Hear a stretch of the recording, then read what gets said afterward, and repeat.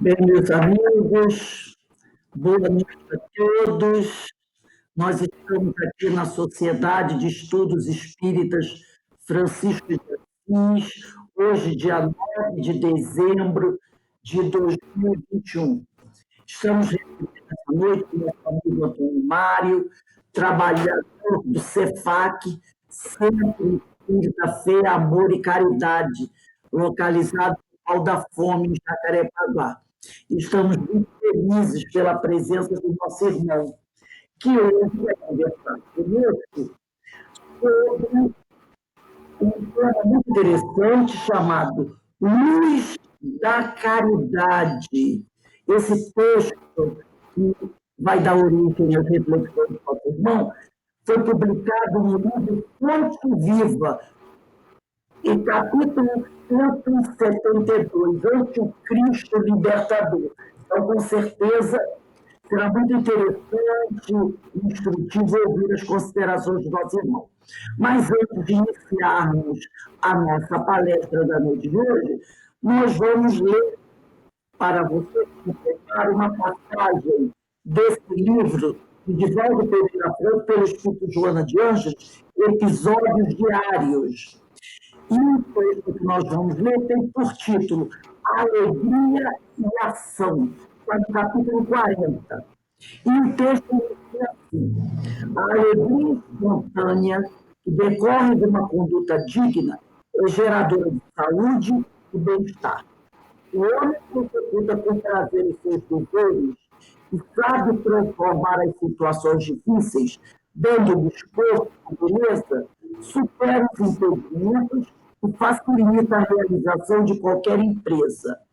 A alegria, desse modo, resulta de uma visão positiva da vida, que se enriquece de inestimáveis tesouros de paz interior. Viver deve ser um hino de júbilo para todos quantos se movimentam na Terra. Oportunidade superior de ascensão pode ser considerada uma bênção de alto porte, que somente uma conduta jubilosa e reconhecida pode exteriorizar como forma de gratidão. Então, nesse momento, vamos elevar o nosso pensamento ao alto para nos ligarmos aos amigos espirituais, ao Pai amado, a Jesus, pedindo a eles que nos envolvam nessas energias abençoadas, que fortaleçam o nosso espírito, equilibrando assim as nossas energias, como também nos ajudando para que cada um de nós, consciente das nossas responsabilidades, perante a vontade do Pai para com cada um de nós, possamos fortalecer a nossa fé e assim nos prepararmos dignamente para nos tornarmos trabalhadores da seara do Senhor, que é muito grande, mas ainda muito carente de trabalhadores. Pai amado, te rogamos também que, por acréscimo de misericórdia, visite todos os lares dos nossos irmãos mais sofridos, mais carentes, aqueles, Senhor, que padecem de algum problema de saúde física, saúde espiritual, para que esses irmãos possam ser socorridos, amparados, consolados, Senhor, como também as suas famílias, que sofrem, sabendo que um dos seus entes queridos se encontra adoentado. Que a tua luz, Senhor, ilumine cada um desses irmãos, trazendo para eles a força de que necessitam para prosseguir a sua caminhada junto à sua família, realizando as suas tarefas.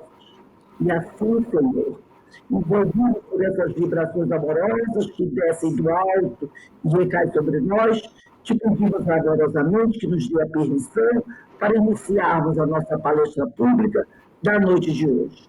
Graças a Deus. Bem, meus irmãos, nós temos aqui o nosso irmão Antônio Mário, vamos passar a palavra para ele.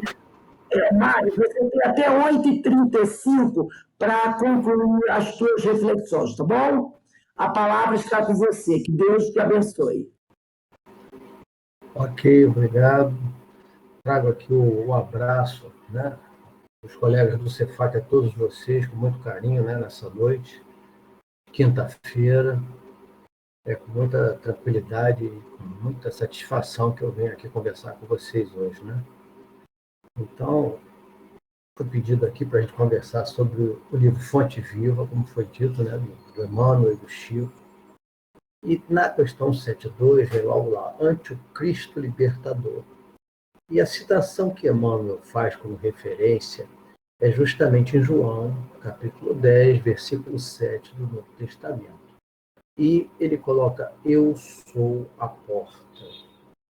Interessante porque Jesus faz várias comparações, várias simbologias, né, com a natureza, né, por conta daquele povo, né, algo pastoril, que eram os hebreus, os judeus, e faz várias citações justamente vinculadas também ao Antigo Testamento. Várias citações, porque quando ele disse que eu não vim destruir a lei, ele teve que, teoricamente e praticamente, provar ao povo hebreu que ele era o enviado. Então, ele cumpriu tudo o que estava previsto nos profetas, mesmo porque os profetas foram enviados por Jesus, o diretor da terra, justamente para, né, para prepararem o caminho quando ele precisasse vir aqui à terra. Então, ele diz, eu sou a porta. Mas quando nós olhamos no Novo Testamento, em João 10,7, a frase inteira é, eu sou a porta das ovelhas. E aí, para a gente dar só rapidamente uma passagem na parte histórica, que eu fui dar uma olhada, né? Não sou nenhum crânio nisso aí, não, nenhum expert, não sou nenhum especialista, mas eu fui dar uma olhada nisso porque realmente Porta das Ovelhas. Aí eu fui descobrir que no Templo de Jerusalém tem 12 portas, tinham 12 portas, 11 do tamanho normal e uma menorzinha chamada Porta das Ovelhas. Ela era menor, mais estreita, e era justamente para passar as ovelhas que iam para o sacrifício no templo. Então, ela ficava lá no lado norte, na parte traseira do templo, atrás do templo, pertinho da piscina de Betsada, aquela que agitava as águas, né? E o anjo agitava as águas e aqueles que mergulhassem poderiam obter a cura, né? Os enfermos, os doentes, né? Os cegos, os paralíticos, os coxos, etc. Era bem pertinho dali. As ovelhas entravam naquela portinha. E era justamente para que ninguém daqueles entrasse ali, a porta era pequena, só passavam as ovelhas. Aí elas eram limpas e depois eram sacrificadas. Então existia o portal das ovelhas, a porta das ovelhas no templo. Tinha a porta dos peixes, porta do leão, tinha várias portas. Mas essa é a porta. E ele dizia, eu sou a porta das ovelhas. Então, vou dar algumas explicações históricas só para entender bem o contexto de Jesus em relação a essa situação. Nós temos aqui na foto, mais ou menos, um desenho do que seria quando o pastor coloca as ovelhas para dormir. Ele junta um montão de pedra, não é tanta pedra assim, é menor. Junta as pedras, bota uns espinhos em cima e ele se faz de porta justamente do cercado. Ele senta ali, bota o cajado e protege a entrada e a saída das ovelhas. Ele é a porta das ovelhas. E o sentido é o sentido de proteção. É um dos sentidos. Eu sou a porta das ovelhas, está lá em 10,7. Eu sou o bom pastor. O bom pastor dá a vida pelas ovelhas. E conheço minhas ovelhas, e das minhas ovelhas eu sou conhecido. Então, essas comparações, logicamente, Jesus fazia para que o povo hebreu fizesse uma associação mais rápida das situações. Jesus ainda diz mais, né? Diz que, na verdade, até as outras ovelhas passarão do redil, serão, ou seja, daquele cercado, passarão a conhecer também o bom pastor e atender a ele, até aquelas que não são dele. Por quê? Porque as ovelhas, às vezes, ficavam misturadas. E conforme os pastores davam lá os seus gritos de guerra, as ovelhas sabiam e seguiam. Elas só seguiam aquele pastor, não seguiam os outros. Então era interessante, mas ele mesmo diz, citando que ele também seria pastor de todas as ovelhas. Então é um sentido de proteção, é um sentido histórico. Quando alguém chegar, ele é o porta, né? O que é o porta? Era aquele que sentava lá no cercado das ovelhas e não era o pastor e não deixava as ovelhas irem nem nada entrar. Qualquer coisa ele sabia pela situação de como era feita essa situação. Digamos assim, esse redil, esse aprisco, que é o nome que eles chamam, né, para colocar as ovelhas. É bastante interessante, porque há uma outra ideia sobre isso, que é o do portal das ovelhas do templo, porque Jesus comenta isso logo depois que o cego que foi curado foi escorraçado da sinagoga, porque ele volta lá e diz que é o cego que ele curou e que era sábado. E aí eles perguntam aos pais, os pais, você pergunta para ele é bem grandinho, tem 30 anos, você pergunta para ele, porque não podiam desafiar a sinagoga lá, o pessoal do templo. Aí eles perguntam para ele, mas eu já te disse que ele fez isso, passou uma coisa nos meus olhos, eu estou vendo. E todo mundo conhecia, sabia que ele era cego. Então eles o expulsam da sinagoga. E aí nós vamos lembrar que os coxos, os estropiados, os aleijados, e até outras pessoas com certas deficiências físicas, sejam quais fossem, eles eram proibidos de receber a bênção no templo. Então eles tinham que ficar na piscina de Betsada. Eles não entravam no templo. Eles ficavam expurgados, alijados dessa situação. E quando ele manda um cego ir lá na sinagoga e no templo entrar pela frente, era uma afronta, porque ele não podia, ele tinha que ficar na piscina de Betsada. Então, essa é a parte histórica que a gente está comentando um pouco relativa a Jesus e essa situação. Jesus também critica o quê? O sacrifício que era feito das ovelhas, porque quem entrasse pela porta das ovelhas, que eram as ovelhinhas, não entrava ninguém, elas não voltavam mais. Ali elas eram sacrificadas. E Jesus era uma porta de entrar e de sair, não era uma porta só de entrar. Então ele também faz uma crítica ao sacrifício dos animais, que já havia também no Antigo Testamento, que ele dizia que era contra as festas. O profeta Amós, porque dizia que não tinha cabimento sacrificar animais por conta disso. Que Deus não era um homem de morte para os animais, sem mais nem menos. Então era muito interessante, são certas situações interessantes em relação à parte histórica, que a gente só deu uma passadinha. Agora já começamos com o Emmanuel conversando sobre isso. Logicamente, ele vai dar uma ideia espiritual sobre essa situação. Então, ele começa assim, segundo os lexos, ou seja, dicionários, a palavra porta designa uma abertura em parede, ao rés do chão ou à base de um pavimento, oferecendo entrada e saída. Então, até a definição da porta, digamos assim, que é umbral também, é a mesma coisa. Aí eu me lembrei que Jesus em João 10:9, mais à frente, diz lá, eu sou a porta. Reparem que quando Emmanuel puxou, ele não puxou só a porta do 10:9, no capítulo 10, versículo 9. Ele puxou do 10, capítulo 7. Eu sou a porta das ovelhas. Mas no 9 ele também repete, eu sou a porta. Se alguém entrar por mim, salvar-se-á. E entrará e sairá, e achará pastagens. Quando Jesus fala isso, olha o alcance dessas palavras, não só em relação a quem vai por Jesus, ou seja, quem segue Jesus, mas olha só, quer dizer, as ovelhas entravam no portal das ovelhas, não voltavam, porque eram sacrificadas. Então, se alguém entrar por mim, salvar-se-á. Entrará e sairá, e achará pastagens, ou seja, achará alimento. Então, ali ele faz uma crítica também velada às situações dos sacrifícios das ovelhas. E aqui ele diz explicitamente, eu sou a porta. E havia sempre essa ideia de portal, de pastor, em toda a situação do Antigo Testamento, inclusive João Batista também falava que ele era o cordeiro de Deus, não é?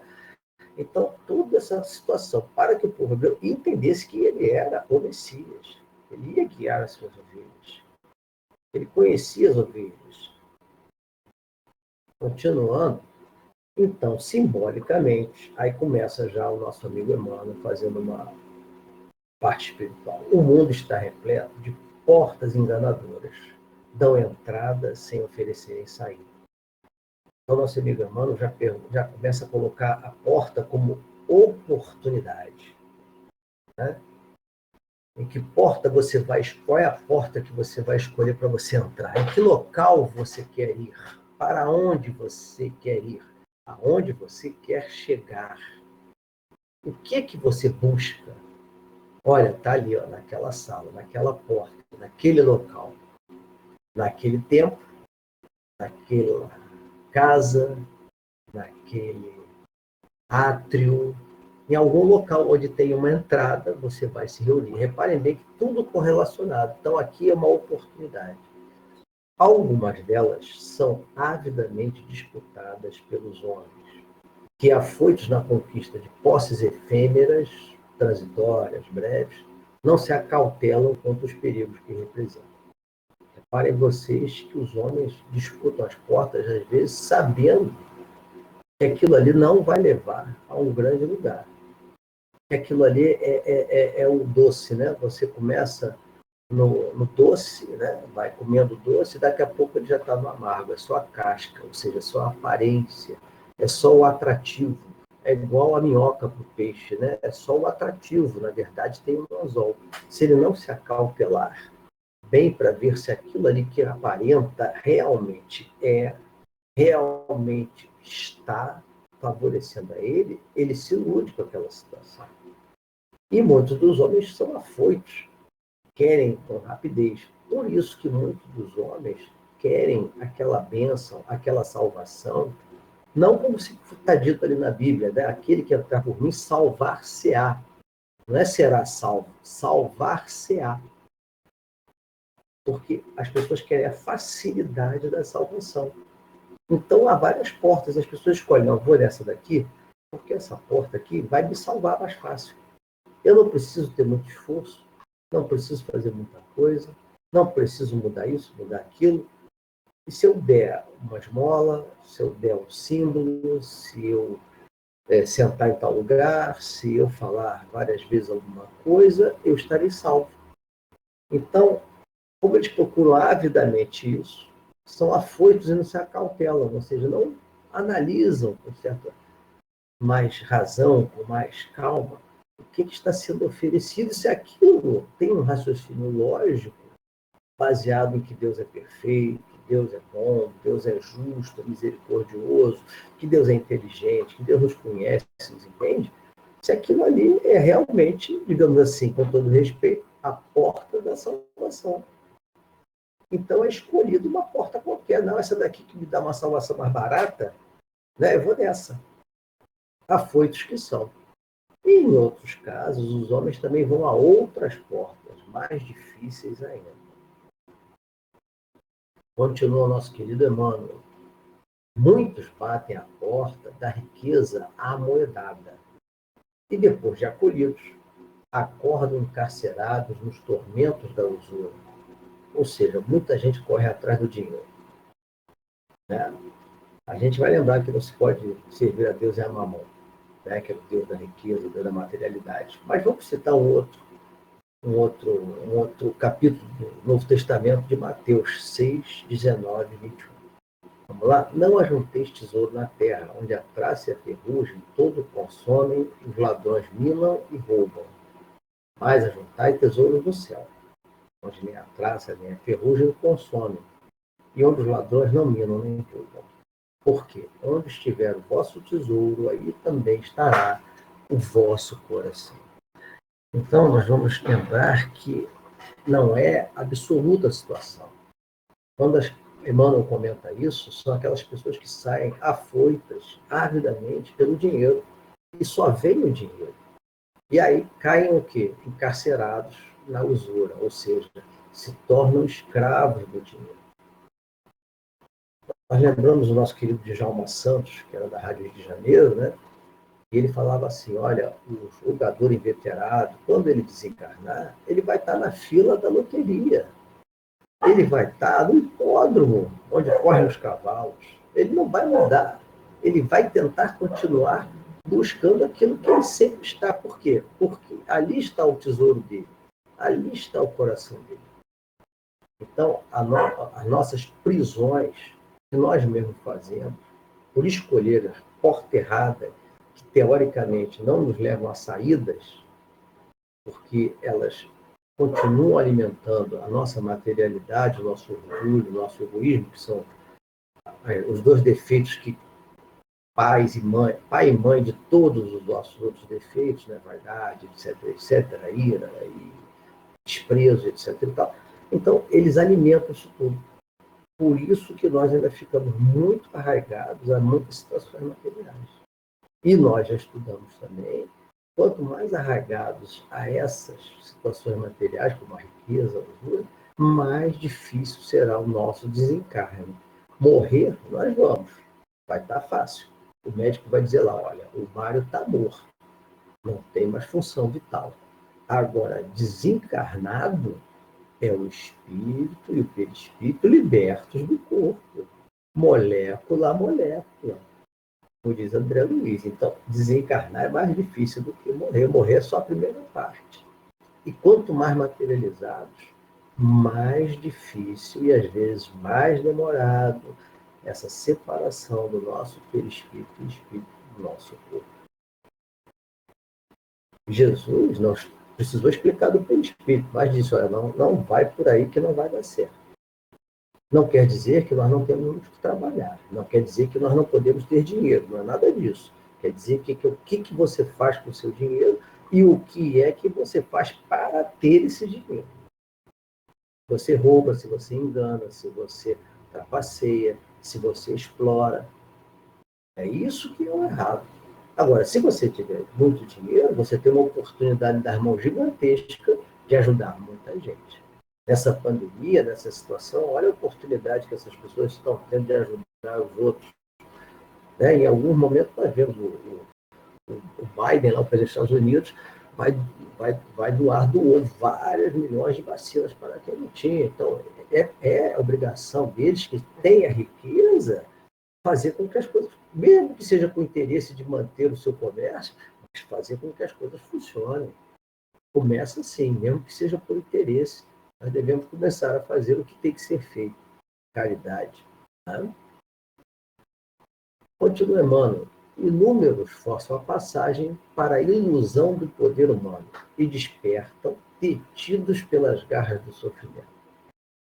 Então, muitos de nós temos poder, às vezes, não só o poder institucional, alguém, você é o presidente de alguma coisa, você é o governador de alguma coisa, você é aquele que domina a família, é a cabeça da família patriarcal, você que dita as normas, você no seu serviço, você no seu local religioso, na sua vizinhança, e você é o síndico, e você tem o poder da voz, o poder do magnetismo, de lidar com multidões, e você explana sobre eles e coloca o seu exemplo, a sua verborragia toda, né? Falar demais, e bota aquela sua emoção e angaria aquelas pessoas para a sua ideia, né? Através da sua voz, do seu exemplo, às vezes, também, e você puxa elas para você. Então, esse poder, muitas das vezes, quando mal utilizado, né? Todas as vezes, aliás, quando mal utilizado, vai cair na garra do sofrimento quando despertado. A gente tem poder, às vezes, até uns sobre os outros, né? Você vê, às vezes, com todo respeito, pais de família que são verdadeiros tiranos dentro de casa, né? Mães de família que também, às vezes, são verdadeiras tiranas dentro de casa, com todo respeito ao sexo masculino, ao sexo feminino, pai e mãe. Nós vemos síndicos autoritários, governadores autoritários, policiais autoritários, advogados autoritários, juízes autoritários, e assim vai. Um poder, aí Emmanuel coloca de várias formas.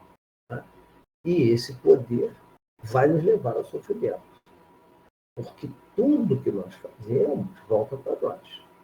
E toda imperfeição que nós temos é um gerador de sofrimento. Não tem como. Mas vamos em Jesus, lá em Marcos 10, 43 e 44, diz assim, mas entre vós não será assim, entre os discípulos. Antes, qualquer que entre vós que quiser ser grande, antes será vosso serviçal. E qualquer dentre vós que quiser ser o primeiro, será o servo de todos. Então, na hora de mandar nas pessoas, trate as pessoas como iguais. Há uma certa frase voando aí que o pessoal diz assim, olha, para saber mandar bem, tem que saber obedecer.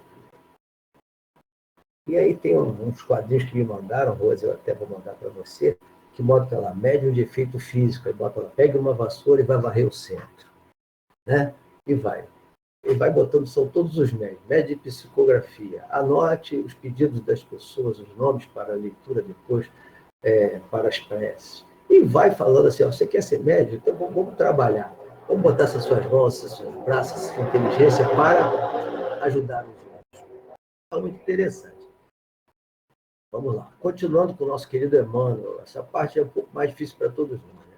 Muitíssimos atravessam o portal dos prazeres terrestres e reconhecem-se, de um momento para outro, nas malhas da aflição e da morte.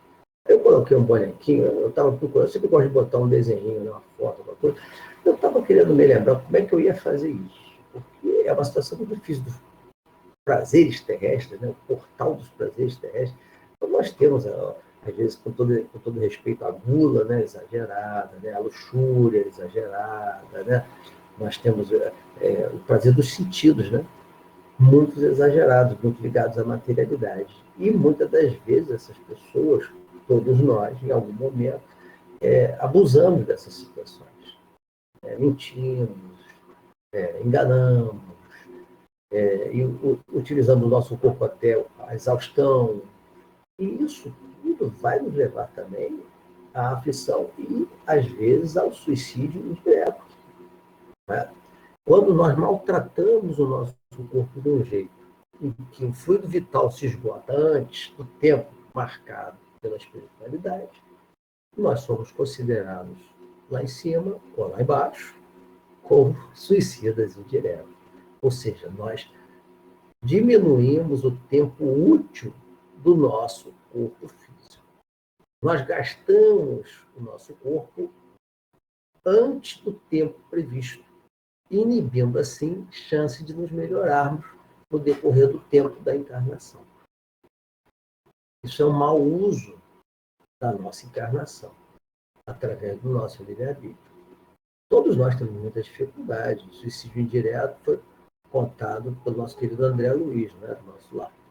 Então, por quê? Porque ele não se achava suicida. Né? Ele fumava, ele tinha outras situações, e aquilo tudo precipitou a ele um falecimento, um desencarne antecipado, antes do tempo que ele deveria ficar encarnado para melhorar. E nós também, fatalmente, teremos algum grau, né, dependendo de cada um, não quero dizer sobre vocês, tudo que eu falo aqui é sobre mim, né, eu terei algum grau de suicídio indireto, por mau uso do meu corpo, né, por ter comido muito isso, não devia, né, usado muito aquilo, não devia, desgastado demais o meu corpo dessa forma, usado o meu corpo em atividades que não eram úteis, de forma desequilibrada. Então, isso tudo vai precipitar uma certa aflição para nós. Também uma dificuldade no desencarne. Quando a gente vai em Mateus, no capítulo 6, 33, capítulo 6 de Mateus é sensacional. Podem lá dar uma olhadinha no Novo Testamento.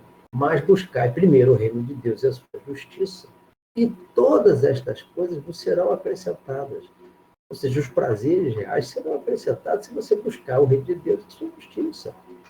Você vai se sentir feliz, você vai se sentir melhor, mais equilibrado. E nessa época de pandemia que nós estamos, né, quantas pessoas, para ter um pouco, digamos assim, de substituto de felicidade real, elas desandam a utilizar muito da comida, a utilizar muito de outras coisas, né, da luxúria, né, do sexo e de outras coisas para suprir aquele buraco que ficou por conta da pandemia.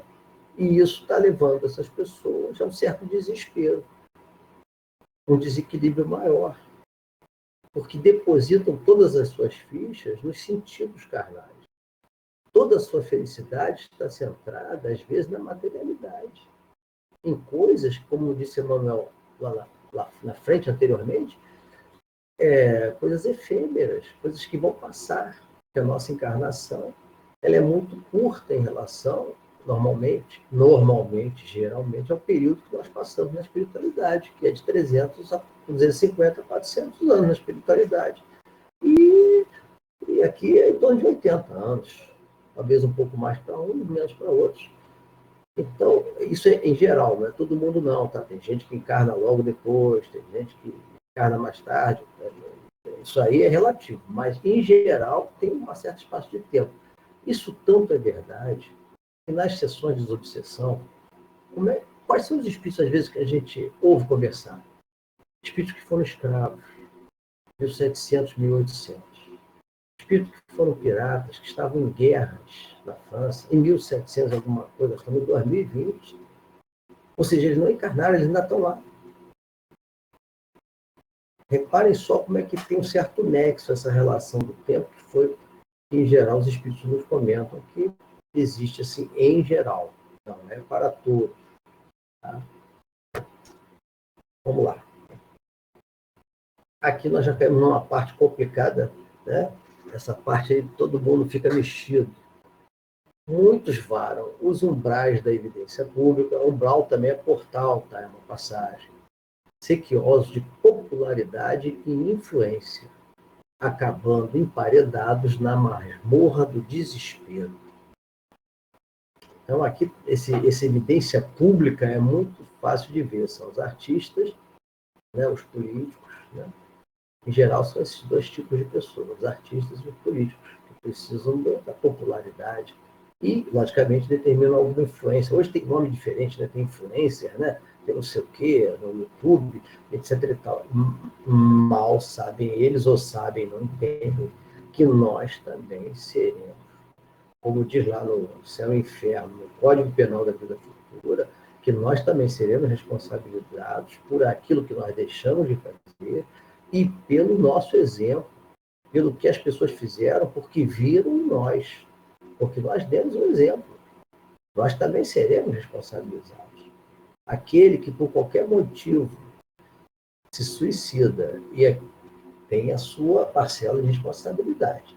Aquele que está lá embaixo do prédio, gritando para ele pular, tem a sua parcela de responsabilidade. Não pensa você que ele vai sair ileso, não tem nada com isso, ele pulou porque ele quis. Negativo. Negativo. Está mandando uma vibração ruim, está aumentando a vibração daquela pessoa que encontra esse desequilíbrio. Né? E isso é um fato que aconteceu realmente aqui no Rio de Janeiro. A psicóloga bombeira quase conseguindo fazer com que o rapaz não pulasse, o pessoal parando de moto, isso e aquilo, e outras pessoas, e começaram a gritar, pula, pula, pula, aí o cara se desesperou e pulou. Ela estava quase conseguindo fazer ele voltar. Ela ficou revoltada, a oficial bombeiro lá, da psicóloga dos bombeiros do Rio de Janeiro. Então, realmente, porque ela tentando ajudar e eles tentando, infelizmente, espíritos endurecidos, achando que não tem responsabilidade nenhuma. Vamos falar o que está em Mateus aqui, 6:1, logo no começo. Guardai-vos de fazer as boas obras diante dos homens, para ser visto por eles. De outra sorte, não tereis recompensa junto do vosso Pai que está nos céus. Então, não se importe em fazer bonito para os outros verem. Faça porque tem que fazer a lei de caridade. Mas não se importe. Se você tiver que ser um governador, um prefeito, alguém público, faça o que tem que fazer.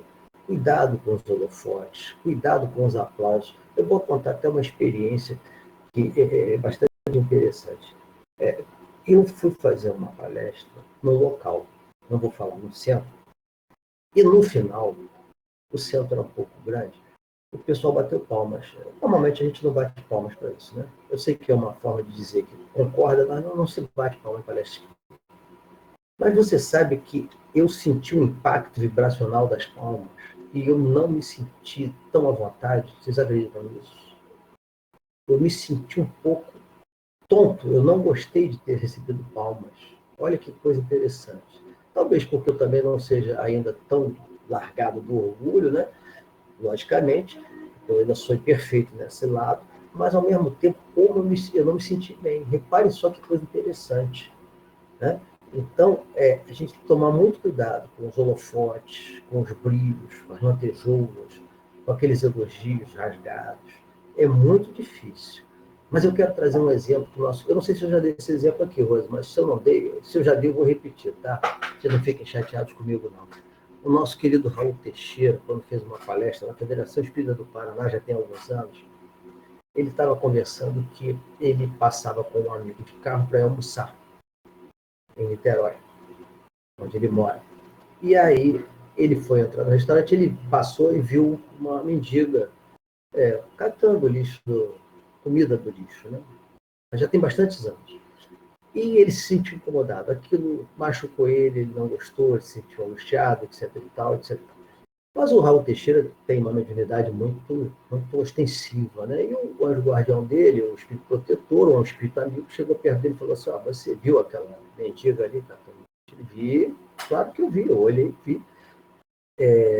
Você percebeu, entendeu ali a situação? Ele falou: como assim? Você viu mais alguma coisa? Teve alguma intuição a respeito da mendiga? Alguma coisa? Não tive nada não vi nada não. Só me senti angustiado, etc.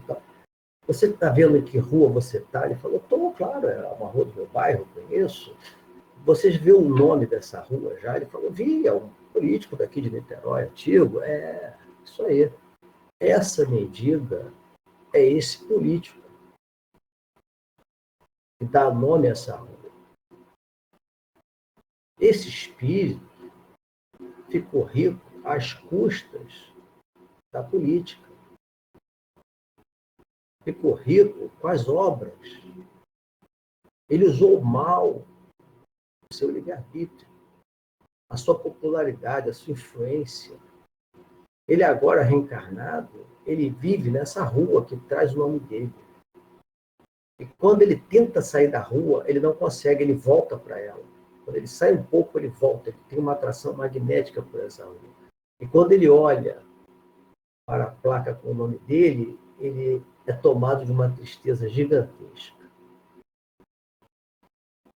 Então, esse exemplo, não estou querendo falar mal do político, mas esse exemplo que o Raul Teixeira trouxe a público, está no YouTube, nós vemos quantos de nós, pelo nosso mau uso das nossas faculdades, seremos emparedados nas masmorras do desespero. Aqueles que usam da aparência, da voz, inclusive os oradores espíritas que não utilizam bem a sua oratória espírita. Não tenha dúvida disso. Se nós também não fizermos corretinho, vamos também passar pelas situações difíceis, que a responsabilidade é trazer o consolo, é trazer o esclarecimento, é trazer o Jesus libertador. Eu poderia começar essa palestra dizendo que conhecerás a verdade vos libertará. Acontece que isso é um estudo logo depois do 172, é 173. Então alguém vai fazer esse estudo, então eu não quero botar a areia na sopa dos outros. Deixa ele fazer o estudo. Então vamos lá. No final da situação do nosso querido Emmanuel, ele traz essas informações aqui. O Cristo, porém, é a porta da vida abundante. Eu vim para que todos tenham vida. Por quê? Porque, sendo guia e modelo, sendo aquela pessoa que passou por tudo o que algum ser humano encarnado poderia passar, algum espírito poderia passar, das dificuldades financeiras, do deboche, das fugas, das perseguições, dos impropérios, das injúrias, das tentativas de assassinato, das agressões verbais, das agressões físicas. Jesus passou por tudo. E aí, para culminar, passou pela morte do corpo material. Porque senão o pessoal ia falar: não, agora, na hora da morte, ele vai botar para quebrar. Né? Ele agora vai chamar a legião dos anjos e vai acabar com a brincadeira. Infelizmente, Judas, até naqueles momentos lá atrás, achava que era isso mais ou menos que ia acontecer. Ele amava o mestre. Ele ama o mestre. Eu não vou falar Judas como o traidor, não, pelo amor de Deus. Judas já é um espírito de luz. O que eu quero dizer é o seguinte: naquela época, ele não traiu por trair. Ele não traiu achando que Jesus ia ser torturado e morto. Ele achou que naquela hora, no final das contas, quando fosse a ameaça de morte concreta, Jesus preso ia falar assim: então, agora acabou a brincadeira. Agora eu sou Jesus, eu sou o Messias, eu vim aqui para ajudar vocês, estou tentando falar para vocês, esclarecendo, e agora vocês vão fazer isso comigo? Negativo. Agora eu vou chamar os anjos e vou botar vocês para um lado, vou separar os bodes, não é isso? Vou separar os bodes das ovelhas, né? Isso final, vou acabar com essa brincadeira. Mas não foi o que aconteceu, porque Jesus veio para provar a todos nós que o perdão é incondicional. E essa vida abundante é a vida imortal, porque nós não vamos morrer. Só o nosso corpo vai perecer.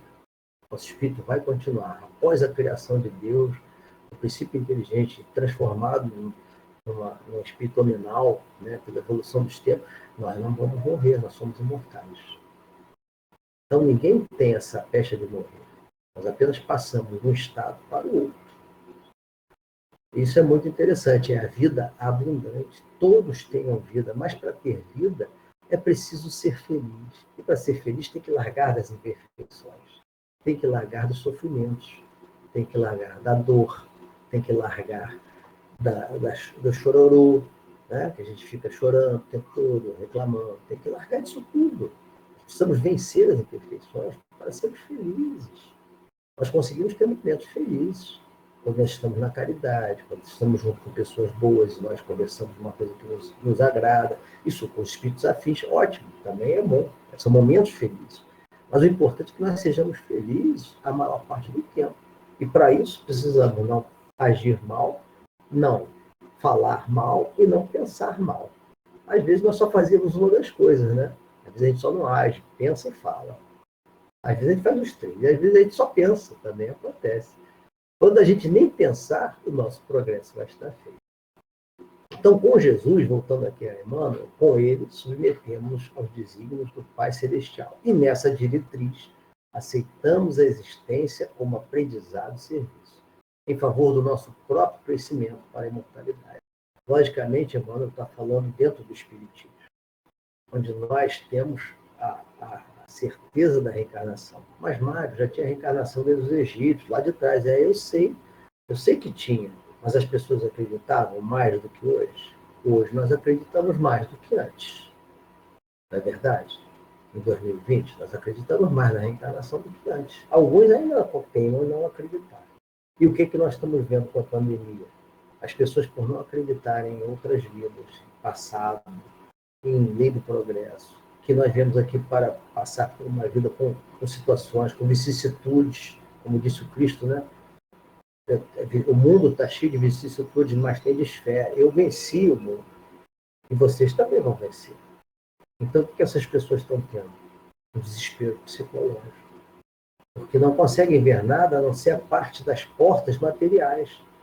Portas fáceis da popularidade, as portas fáceis da riqueza, a porta fácil da luxúria, da gula, etc, etc. As portas das aparências.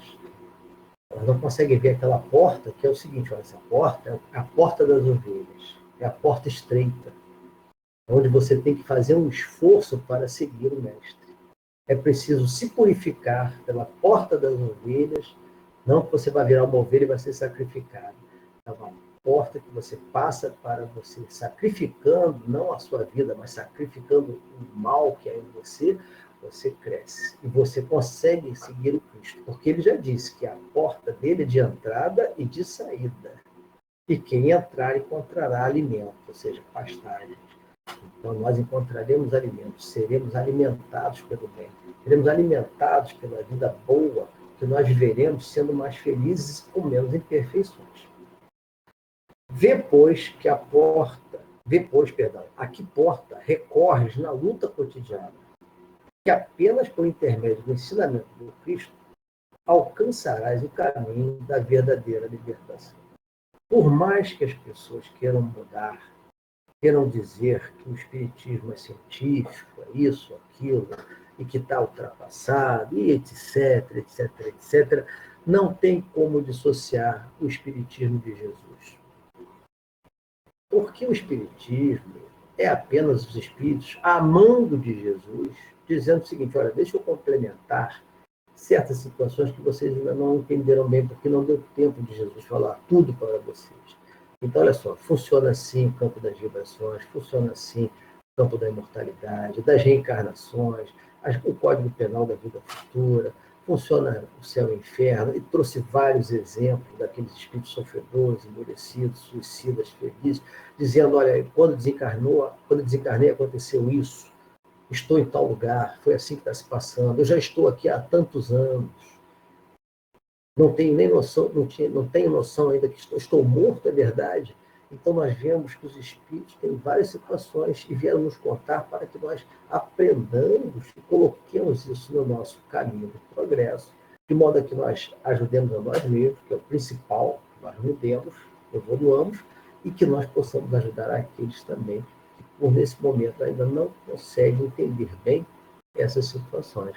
E nós podemos explicar a eles. de alguma forma, ou tentar ajudá-los de alguma forma. Quando a gente fala da caridade, que é a principal lei, né? Lei de justiça, amor e caridade, vamos lembrar que caridade para Jesus é aquela famosa BIP, né?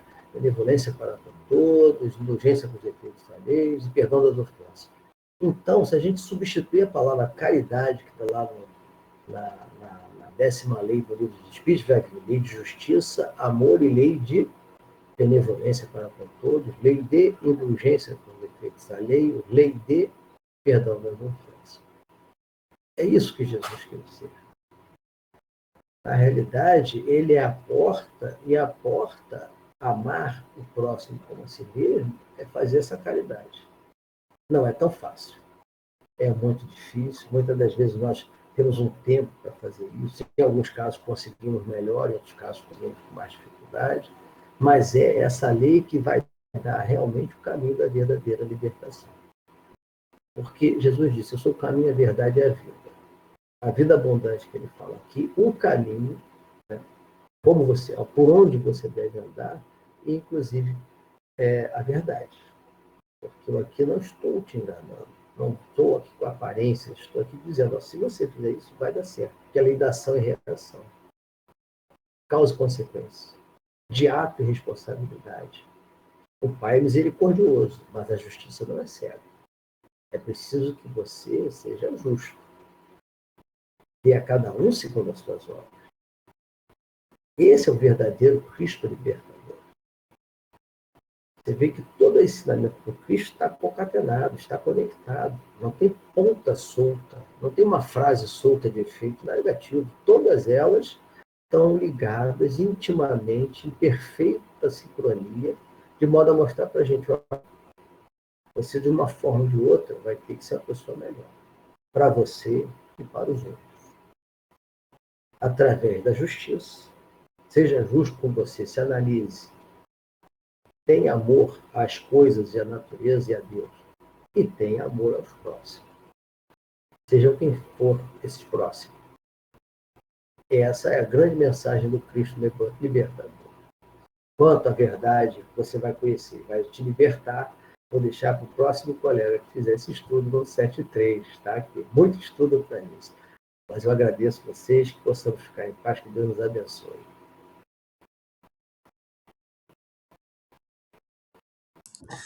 Nós agradecemos ao nosso amigo Mário por aceitar o nosso convite para vir conversar conosco sobre esse tema tão rico e tão interessante. Obrigado, meu amigo, e leve o nosso abraço aos companheiros do Cefac, tá bom? Ficamos muito contentes, gostamos muito de te ouvir. Você é o nosso companheiro antigo, lá do Maria de Nazaré, quando tínhamos a nossa amiga Tereza, querida, né? Nossa grande companheira, que com certeza do plano espiritual está a vibrar e torcer por todos nós nessa nossa caminhada. Então, eu fico muito agradecida por você ter estado conosco essa noite, aceitando o nosso convite para falar sobre Jesus e seus ensinamentos.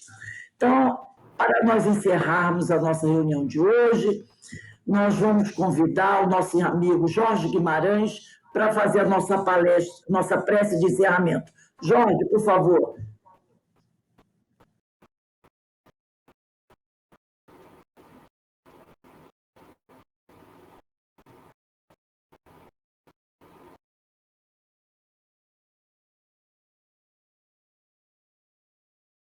Liga o microfone, Jorge.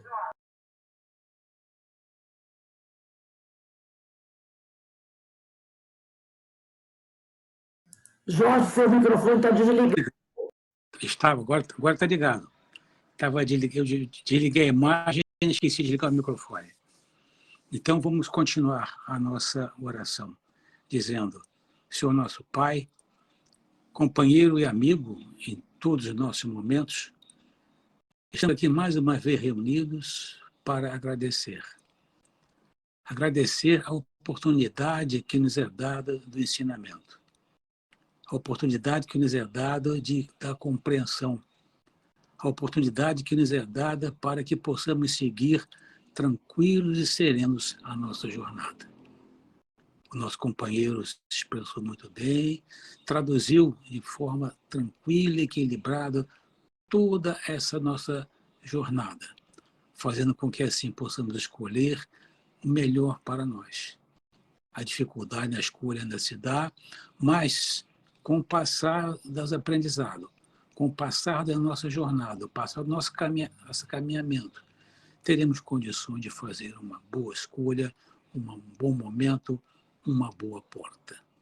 Obrigado, Senhor. Que tudo corra bem, que tenhamos serenidade e equilíbrio para assim continuar, dando-nos sempre as condições de poder dizer com todo carinho que assim seja. Graças a Deus. Obrigado, meu amigo. Obrigado mais uma vez a todos vocês companheiros. Daqui a pouquinho nós teremos a nossa irradiação e queremos rogar ao Pai as suas bênçãos, a sua misericórdia para com todos nós. Ó, um beijo no coração de vocês, meus amigos. Um abraço. Mário, fiquem com o Senhor. Que o Pai abençoe a todos nós. Até Amém. uma noite para todos.